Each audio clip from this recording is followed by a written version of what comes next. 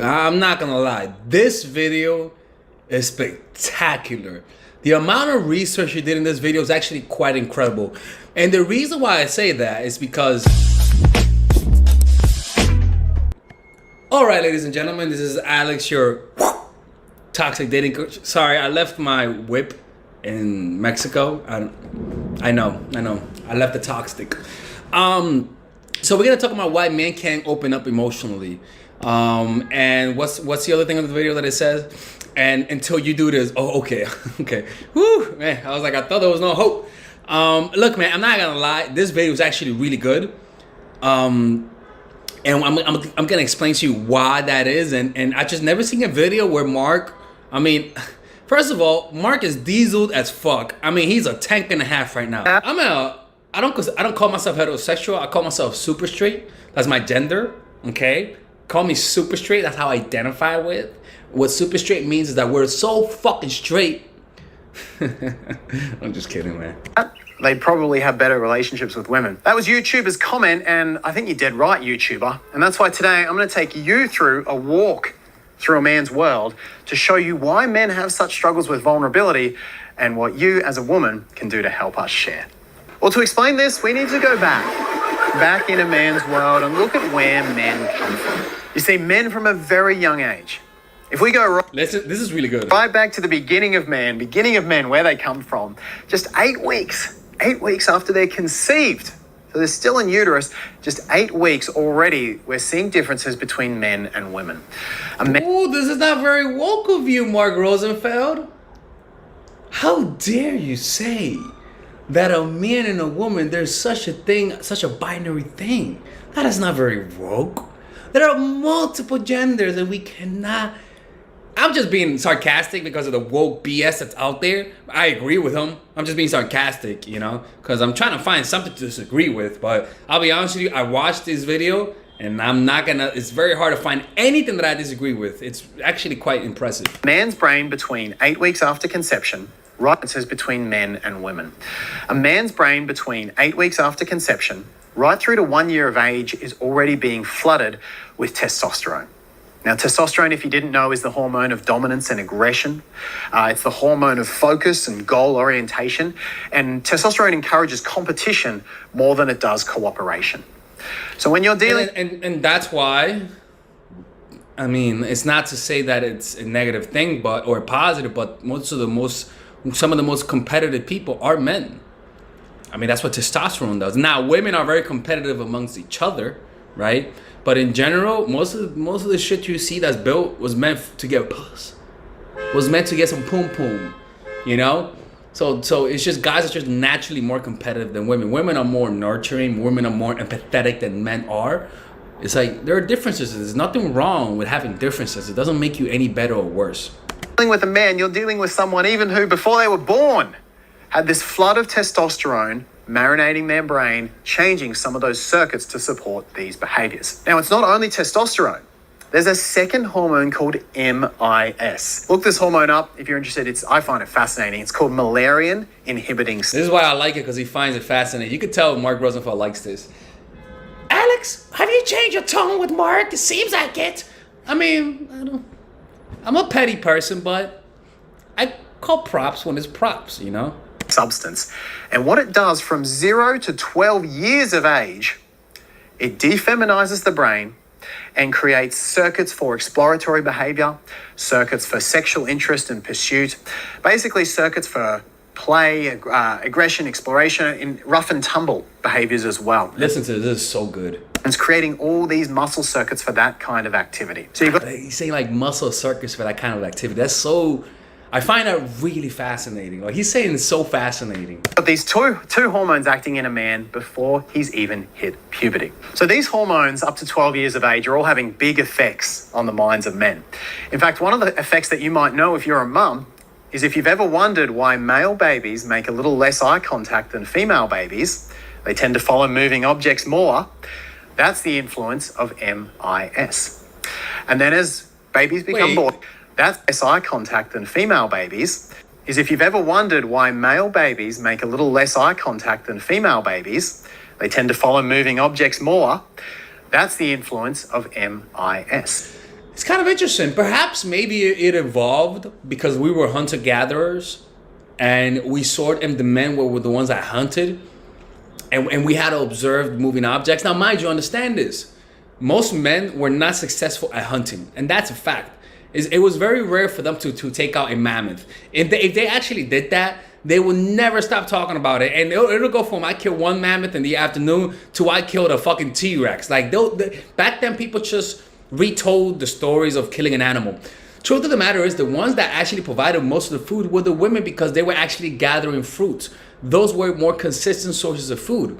So women, I guess, that's my theory, we're looking at, we're not like natural selection didn't choose a woman to notice moving objects as much as men do because maybe they were just looking for gathering food, like fruit. And men, you know what I'm saying? It's very interesting. And then as babies become boys, what we see is significantly more competitive behavior in boys than young girls. And not all of this is cultural. As I say, a big part of this is hormonal. Young boys will spend more than 2/3 of their time in games that are competitive in nature, compared to young girls who spend 2/3 of their time in games that are cooperative in nature. So why is all this Good. No, this important? And how does this affect vulnerability? Well, all of these hormones are prepping boys be more mature, Alex. Let him speak. Okay, all right. to young girls who spend 2/3 of their time in games that are cooperative in nature. So why is all this important? And how does this affect vulnerability? Well, all of these hormones are prepping boys for a very important period. And that period is, of course, their teenage years. Now, let's think about teenage years for a second. Take yourself into a teenage boy's world and think about that, right? Teenagers experience hierarchy. Girls experience hierarchy on a social level, as do boys. But boys create a social hierarchy in different ways than girls. A lot of boys' social hierarchy is built through physical dominance, physical aggression, competition, sports, mental abilities as well, and exploratory pursuing type behaviors. And that's why men, when they bully you with physical strength. And women, when they bully you with words and gossip. It's two different forms of aggression. Right, that is how a boy raises up this hierarchy versus falls down. And the hierarchy is very important. The hierarchy gets you respect, it gets you attention from the girls, and it builds you up. It basically sets up your life as a boy. So boys enter this hierarchy phase and they get this dump of testosterone. You know, young boys actually have a little less testosterone than young girls. But when they hit this puberty phase, they get a 20-fold increase in their testosterone. And what does that do? It lights up the centers for aggression, for dominant-based behavior, for even seeing faces as more aggressive than what they are, for competition, again, more exploratory behavior. All of these circuits. It's this is so fascinating. Look at Mark right now.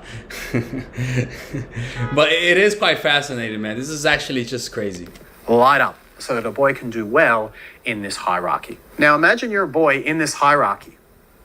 What's the number one enemy of physical performance? The number one enemy of being dominant or strong or competing?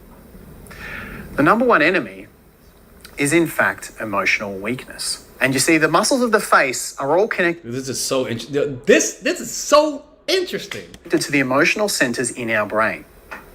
And so what researchers have found is that for boys to stay in this hierarchy, we need to learn to numb the muscles of our face. And that's why I actually teach that. Because like not showing what's in your face communicates strength, right? And this even happens when you like the person you're talking to, your face becomes very animated. And that's why sometimes when we like somebody, they take advantage of us because we're communicating weakness sometimes with the animated face that's charged with emotion. But when you don't like the person, your emotions are less intense. And they interpret that as you maybe not liking them. It's really, really fascinating. To make them less reactive. Because in a world where hierarchy spots can change so frequently and where you've got to be so on, not just on yourself, but looking for weakness in others.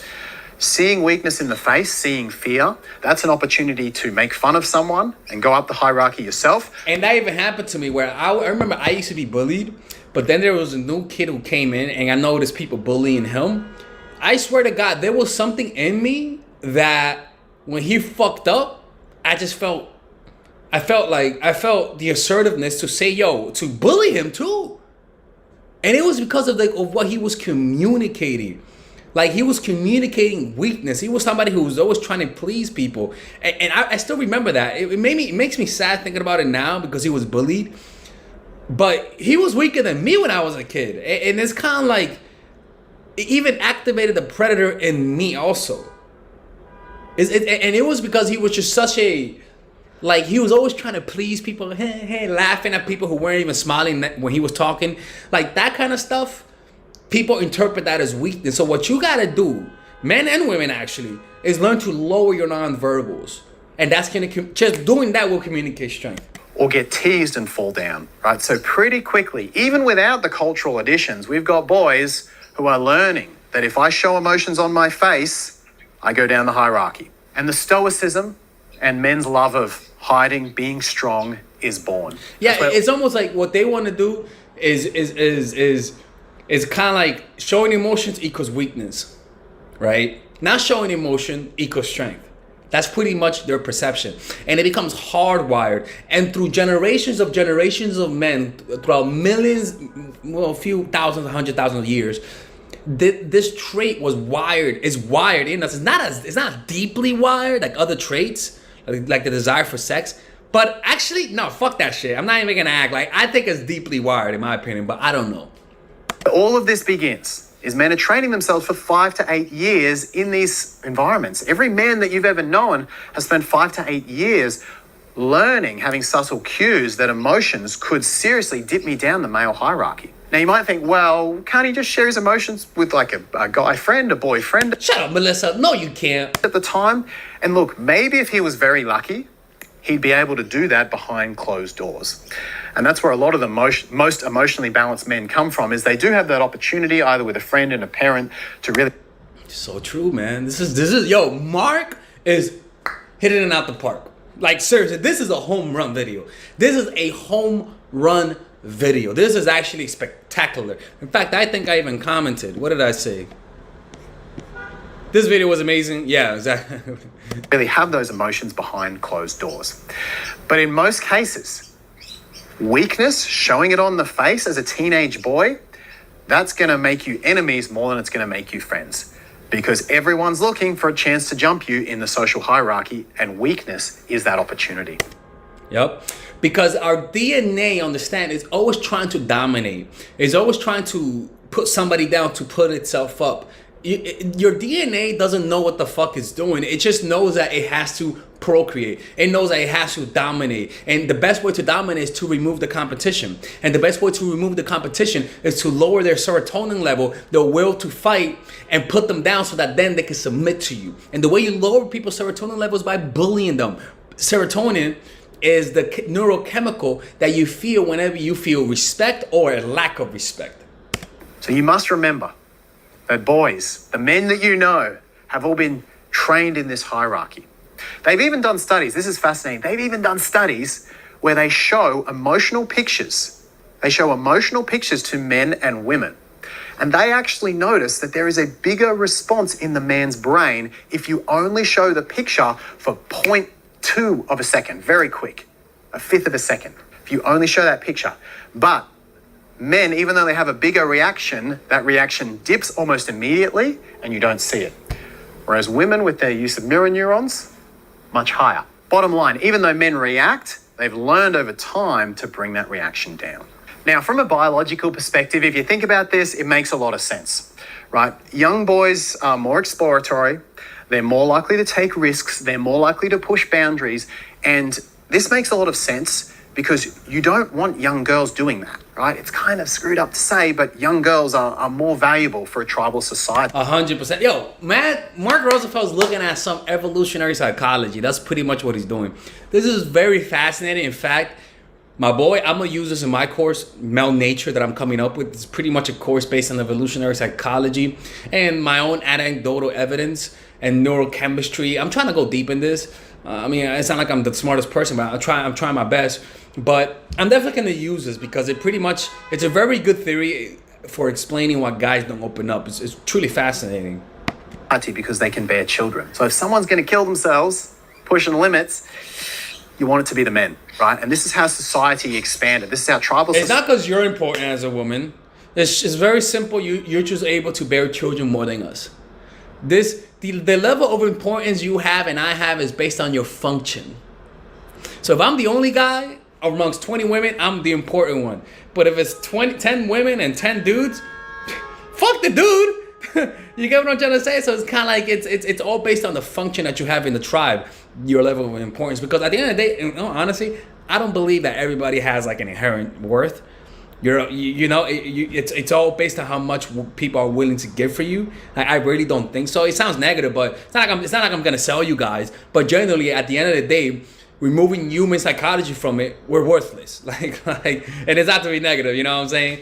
I should erase this part.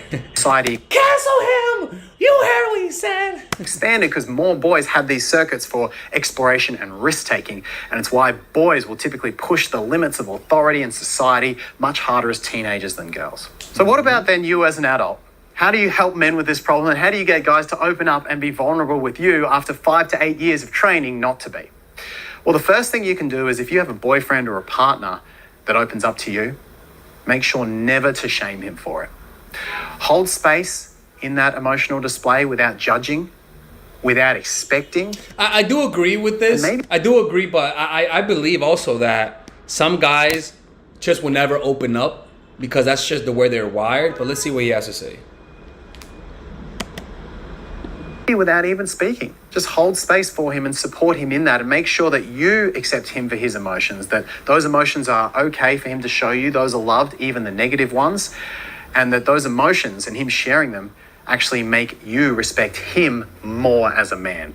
All right, ladies and gentlemen, if you guys ever want to learn how to use your feminine energy to influence people, learn how to use your masculine energy to become more assertive, and also learn how to blend both energies to improve your dating life, your spiritual life, honestly, your relationship life, your family life, your career life, this is the course for you. If I had to make a course for my nieces, I have 2 nieces, one is 19 and one is 15. 16. Holy shit. Oh my God, he's a bad fucking uncle. He's a bad uncle. Get him. Shut up, Melissa. You should get this course, right?